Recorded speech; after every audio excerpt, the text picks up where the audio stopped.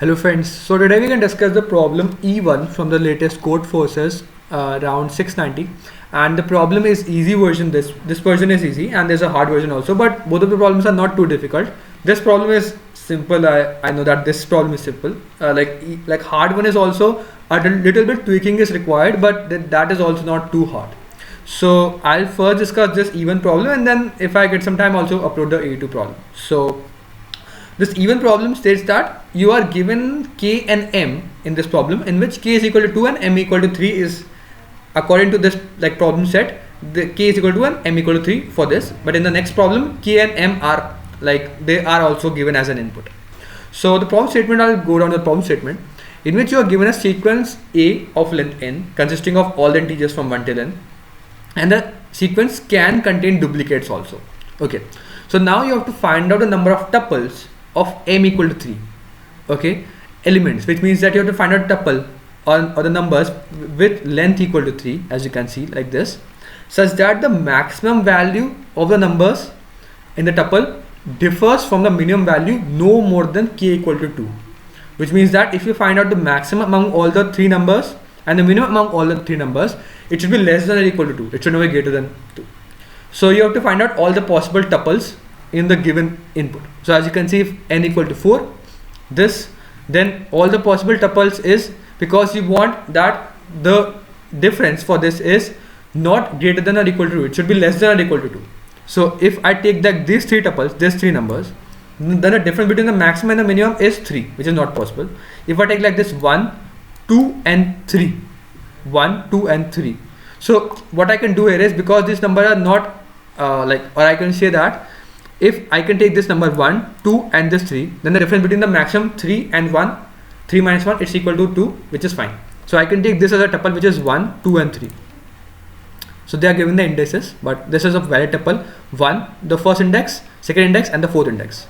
And this is also valid tuple which is 2, 3 and 4. As you can see, the maximum among these three is, the minimum is 2, maximum is 4. So as you can see, the answer is 2 also, the minimum, like the maximum minus minimum, which is 2. So this is a valid tuple.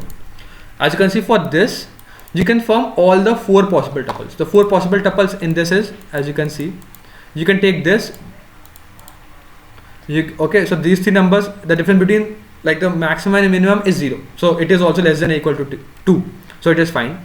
This tuple can be taken, this tuple can be taken, which is the next tuple.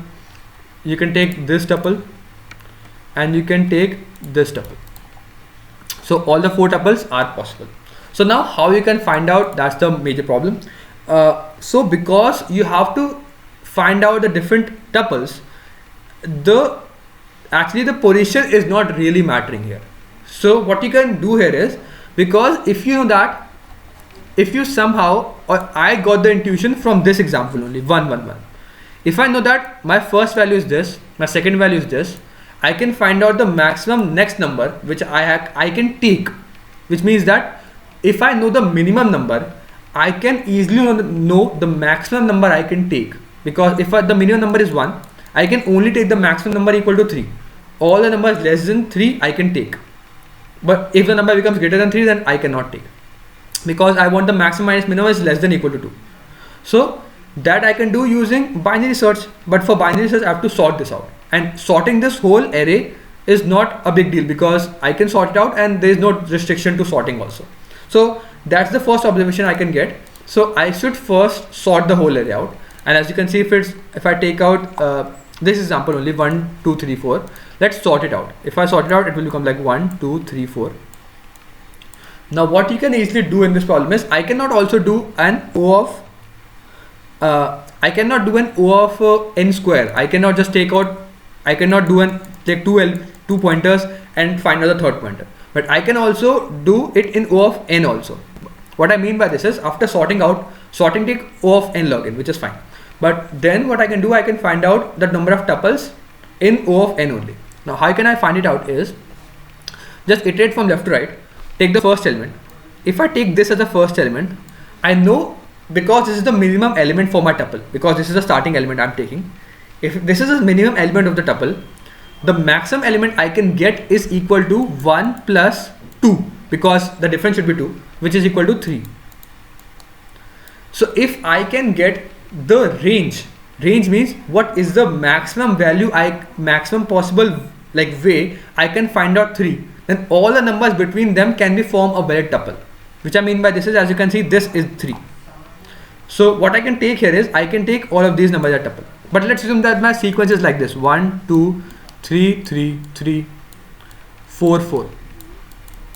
Now what I can do here is, for the first number, I want that my tuple, the 3 values, should have the numbers should be less than or equal to 3. So this is the first value, and if I find out the last occurrence of 3, it should be this. So I can find out using binary search, or I can use upper bound function in C++ to find out the last occurrence of 3. If I find out the last occurrence of 3, now what I can do in this problem is, now I have some numbers like this. Starting from this number, if I have these possible numbers, I have to find out how many tuples I can get, how many 3 numbers I can choose. And that's how, what you can do here is, if I can choose the first number to be this number, which is because my I is this position, I am taking this number as a constant, I am taking this number as particular, like because I will take to this position, so I will take this number for sure. Now I have to find out the 2 numbers I will choose from these numbers, which is fine. I can first choose the last number, and now for the middle number I have these possibilities. So I have 3 possibilities for the middle number. Now if I choose this as the last number, I have these numbers as a possibilities. If I choose this as a last number means that if I want to make a tuple, and I will take this as the smallest number, this is the maximum number, then for the middle number I have this number of possibilities. And now if I choose this as the last number and this is the maximum number, there is no number. So it's like, because if the difference between them is n, let's assume n minus 1, then I have to find out the summation from like n minus, like if this is equal to capital N, then it's like finding out the summation from 1 till capital N, which is like 1 plus 2 plus n, which is the formula is n into n plus 1 divided by 2. And that's the logic for this problem. You have to find out the range, the upper bound for the, so if this is the minimum number, then add this to this number k, which is the minimum difference I can get, and taking this as the minimum difference, finding out the upper bound for that value. Finding out the upper bound, I can find out what is the range length, and for the range length I can find out how many tuples I can get. How can number of tuples I can get? If this is the first number and this is the last index I can get, then the summation of this n into n plus 1 divided by 2 is the answer, because I can take this is the last number, this is the first this is the first number, this is the last number, and then the middle number can be any of them. Same, I can take this as the last number, this is the first number, and the middle number will be this. Okay, so that's the whole logic for this problem. I can take it out to the code part now. So the code is also very simple. Just take the input of n and then all the numbers, sort them out. Then this is the total. What I require total is how many like tuples I can form. Okay, then take from I equal to till n. So if this is my first number, which is 1 means that this is my smaller number, which is a of I. Then the next larger number is 2 plus a of I, which is like 2 greater. Then I have to find out the upper bound for this 2 number in the whole array.